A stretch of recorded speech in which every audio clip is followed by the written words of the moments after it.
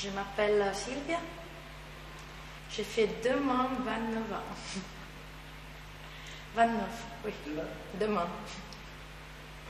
Donc je suis arrivée presque aux limites pour faire le SVO. C'est jusqu'à 30 ans. Et je suis italienne, mais je pense que c'est entendre dans mon accent. J'ai fait mon SVO dans l'ERAC, École régionale des acteurs de Cannes, mais ici à Marseille, parce que la troisième année de l'école l'hospité à la Freccia de Beltomé à Marseille. Et bon, j'ai fait beaucoup de choses, un peu factotum. Au début, j'ai travaillé principalement comme assistante à la mise en scène. Après, voilà, j'ai commencé à travailler aussi dans la régie de son pour d'autres projets personnels. Je me suis occupée de la graphique, donc de l'affiche et des flyers pour les différents spectacles que les étudiants, les élèves vont mettre en scène. Et je me suis occupée aussi du maquillage et de la coiffure pour les comédiens, pour les différents spectacles. Et voilà, principalement ça. Non, il fera pas de mal à votre bébé. Je l'aurais su. Il n'aurait pas pu me le cacher, je l'aurais empêché. La troisième année de l'ERAC, il prévoit différents projets avec différents metteurs en scène. Donc voilà, chaque projet évidemment c'est différent et donc ma participation à les différents spectacles, les différents workshops qu'il va en faire est évidemment différente. J'ai fait beaucoup de choses parce qu'évidemment j'ai travaillé avec différentes personnes qui ont toujours une manière différente de s'approcher à le travail théâtral, à la pédagogie et ça c'est une grande chance pour moi de pouvoir voir ça, cette différente manière de travailler avec des acteurs. Moi, j'ai étudié mise en scène à l'université de Venise, au théâtre, donc c'est ça, l'univers où j'aimerais bien travailler pour ma vie. Après, voilà, c'est le monde du travail et pas souvent te permettre de faire exactement ce que tu veux, mais ça doit un peu adapter. L'art visuel, j'ai travaillé aussi pour des expositions d'art contemporaine. J'ai travaillé comme graphique pour la Croix-Rouge italienne. Mais voilà, oui, mon univers, moi j'aimerais bien que mon univers serait juste le théâtre. Quand je suis arrivée, en fait, tous les étudiants, ils étaient à Paris pour faire un projet.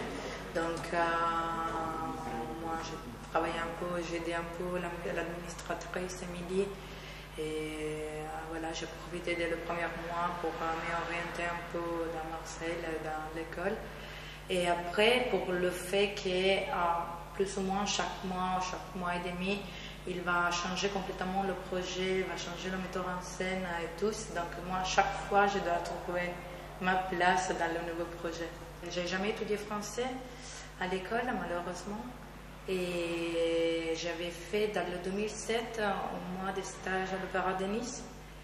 Et donc voilà, j'avais appris quelques petites choses. Après voilà, avec mon copain, je suis venue souvent en vacances ici, mais toujours pour maximum 2 semaines.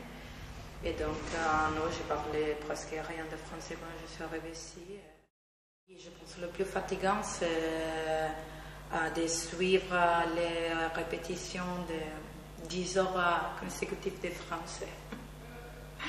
Alors, quelquefois, je fatigue à continuer à traduire dans ma tête qu'est-ce qu'ils sont en train de dire.